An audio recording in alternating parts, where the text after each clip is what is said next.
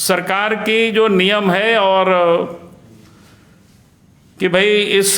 लूट को रोकने के लिए जो लोग इसमें इन्वॉल्व है, हमने प्रशासन से भी वहाँ कल बोला भी है, जिला प्रशासन को, और आज भी मैं मांग कर रहा हूँ सरकार से कि भाई सबसे पहले जो वहाँ सुरक्षा कर्मी जो होते हैं, लोकल पुलिस होते हैं, इन लोगों के ऊपर कार्रवाई होनी चाहिए।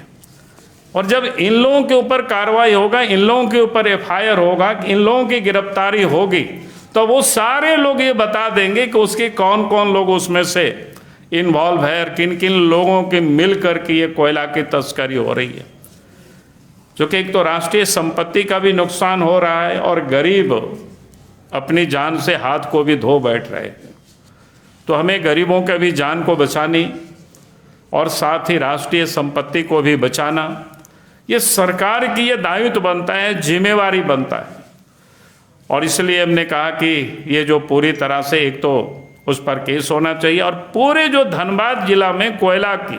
जिस प्रकार से बीसीसीएल और ईसीसीएल में जो चोरी हो रही है, लूट हो रही है, उस पूरे मामले की जांच राज्य सरकार को सीबीआई से करानी चाहिए ताकि राष्ट्रीय संपदा को भी बचाया जा सके और उसमें जितनी लोग इन्वॉल्व है उनको भी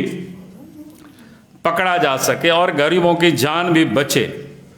और उसके साथ साथ मैंने कहा कि जो गरीब जिनको वहाँ जोखिम में डाल करके जिनकी जान गंवानी पड़ी है, उनके परिवारों की सरकार को देखरेख करनी चाहिए, उनके एक निश्चित यानी उस परिवार के लिए भी सरकार को चिंता करनी चाहिए। तो मुझे लगा कि आज जिस प्रकार से मैंने धनबाद में देखा, उसके लूट को मैंने देखा कोयला की, तो देख करके लगता है कि भाई इस राज्य में शायद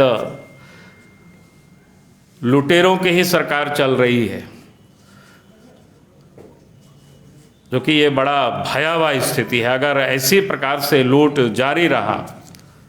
तो हमें लगता है कि शायद आने वाला समय संपदा तो जाएगा ही जाएगा, गरीबों की जान माल भी हिफाजत या सुरक्षित नहीं हो सकता है। इसलिए सरकार को तुरंत उस पर कठोर कदम उठानी चाहिए।